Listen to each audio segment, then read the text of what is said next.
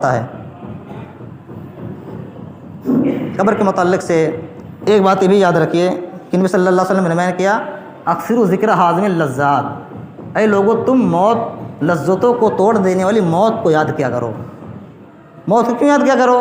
فَإِنَّهَا تُذَكِّرُ الْآخِرَةَ، کیونکہ موت آخرت کو یاد دلاتی ہے۔ نبی صلی اللہ علیہ وسلم نے کیا موت کو یاد کیا کرو، اسی طریقے سے قبروں کی زیارت کیا کرو۔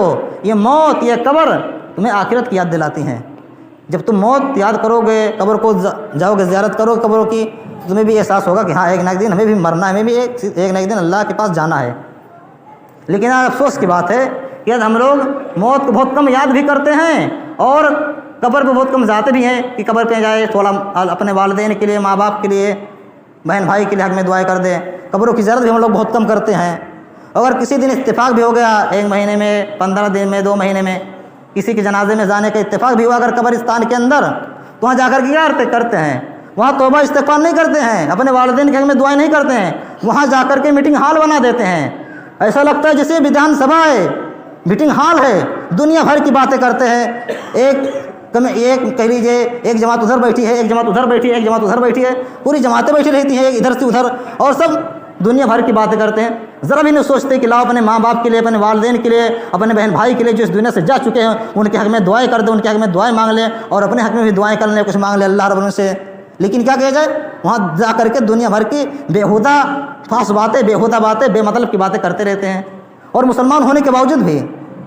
جبکہ مسلمان کی حالت کیا ہوتی ہے؟ جب وہ ایک مومن بندہ، ایک مسلمان بندہ قبرستان جاتا ہے، قبر کے پاس کھڑا ہو، تو اس کی حالت کیا ہوتی ہے، کیفیت کیا ہوتی ہے؟ آئیے حدیث سے معلوم کرتے ہیں۔ ان عثمان رضی اللہ عنہ کان اذا وقف علی قبر بقا حتی یبل لحیتہ فقیل له تذکر الجنۃ والنار فلا تبکی وتبکی ھذا۔ حضرت عثمان بن عفان رضی اللہ عنہ سے روایت ہے، ان کے بارے میں کہا جاتا ہے کہ وہ جب کسی قبر کے پاس کھڑے ہوتے تھے تو رونے لگتے تھے، قبر کے سوالات جواب کو، قبر کے منزل کو یاد کر کے، آخرت کے منزل کو، آخرت کے عذاب کو یاد کر کے رونے لگتے تھے۔ تو ان سے کہا جاتا تھا، جو لوگ تھے وہ پوچھتے تھے، اے عثمان تم کیوں رو رہے ہو؟ جب تمہارے سامنے جنت کا سوال کیا جاتا ہے، جنت کا ذکر کیا جاتا ہے، جہنم کا ذکر کیا جاتا ہے، تو اتنا زیادہ تو نہیں روتے ہو، لیکن قبر کے پاس جب کھڑے ہوتے تو اتنا زیادہ کیوں روتے ہو؟ تو انہوں نے بیان کیا، میں نے نبی صلی اللہ علیہ وسلم سے فرماتے ہوئے سنا ہے، نبی صلی اللہ علیہ وسلم نے فرمایا، لوگوں ان القبر اول منزل من منازل الاخرۃ فان نجا منه فما بعد ايسر منه وان لم ينجو منه فما بعد اشد منه۔ نبی صلی اللہ علیہ وسلم نے فرمایا، لوگوں آخرت کی منزلوں میں سے قبر یہ سب سے پہلی منزل ہے۔ جو شخص قبر کے اندر کامیاب ہو گیا وہ آئندہ آگے چل کر بھی کامیاب ہو جائے گا، آگے چل کر کے بھی تمام منزلیں اس کے لیے آسان ہو جائیں گی۔ اور جو شخص اس قبر کے اندر ناکام ہو گیا، پہلی منزل میں ناکام ہو گیا، وہ شخص آگے چل کر کے بھی ناکام ہو جائے گا، آگے چل کر کے بھی سوال جواب نہیں دے پائے گا، پھنس جائے گا، اس کے لیے اور آگے والی منزلیں اس سے کہیں زیادہ مشکل اور بھیانک ہوں گی۔ تو اس چیز کو میں سوچ کر کے رونے لگتا ہوں۔ تو غور کیجئے، حضرت عثمان بن عفان جو ایک صحابی ہیں، وہ جب ایک قبر کے پاس کھڑے ہوتے ہیں تو اتنا روتے کہ ان کی داڑھیاں بھیگ جاتی ہیں مارے آنسو کے۔ لیکن آج ہماری کیفیت کیا ہے؟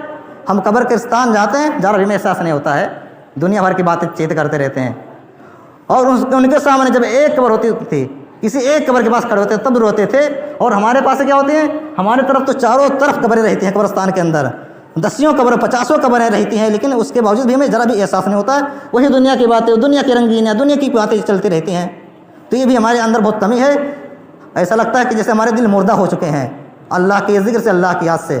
قبرستان جانے کے باوجود بھی ہمارے آنکھوں سے آنسو نہیں آتے ہیں، ہمیں اللہ کا یاد نہیں آتا، ہم اللہ کو ہم یاد نہیں کرتے ہیں، ہمیں آخرت کا یاد نہیں آتا ہے، ہمیں قبر کی منزل کا یاد نہیں آتا، بلکہ دنیا بھر کی باتیں کرتے ہیں۔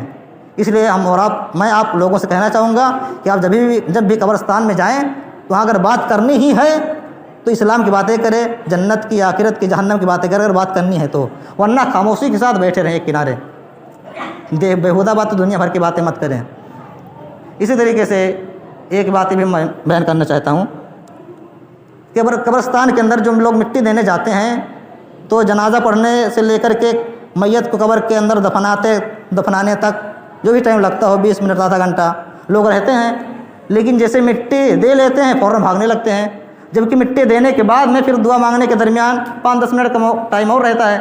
تو لوگوں کو 5-10 منٹ اور بھی انتظار کر لینا چاہیے کہ جیسے میں نے میت کے لیے جنازے کی نماز پڑھی ہے، اس کے حق میں دعائیں کری ہیں جنازے میں، اسی طریقے سے قبر میں جب اس کو دفنا دیا، اس کو میں نے مٹی بھی دیا ہے، تو لاؤ اس کے حق میں دعائیں بھی کر لیتے ہیں، تب چلتے ہیں۔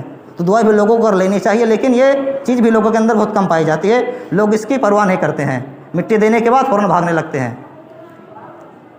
اس لیے ہم اور آپ کو چاہیے کہ ہم جنازے میں جائیں تو جنازے بھی پڑھیں، مٹی بھی دیں، مٹی دینے کے ساتھ ساتھ اس کے حق میں دعائیں بھی کریں، میت کے حق میں، کیونکہ نبی صلی اللہ علیہ وسلم کا فرمان ہے۔ نبی صلی اللہ علیہ وسلم نے بیان کیا، عثمان رضی اللہ عنہ قال کان رسول اللہ صلی اللہ علیہ وسلم اذا فرغ من دفن المیت وقف علیہ فقال استغفروا لاخیکم ثم صلوا له بالتثبیت فانه الآن یسأل۔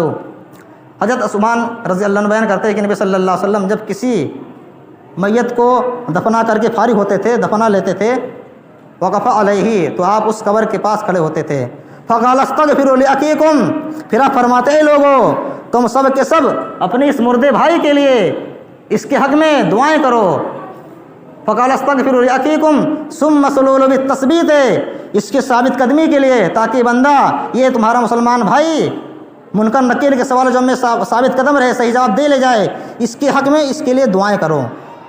فإنه الآن يسأل کیونکہ بھی تم جب لوگ اس میت کو دفنا کر کے جاؤ گے، اس قبر سے جاؤ گے، قبرستان سے جاؤ گے، تو اس سے سوال کیا جائے گا، فرشتے اس کے پاس آئیں گے، سوال کرنے آئیں گے، اسی لیے تم اپنے اس مسلمان بھائی کے لیے دعا کر کے جاؤ۔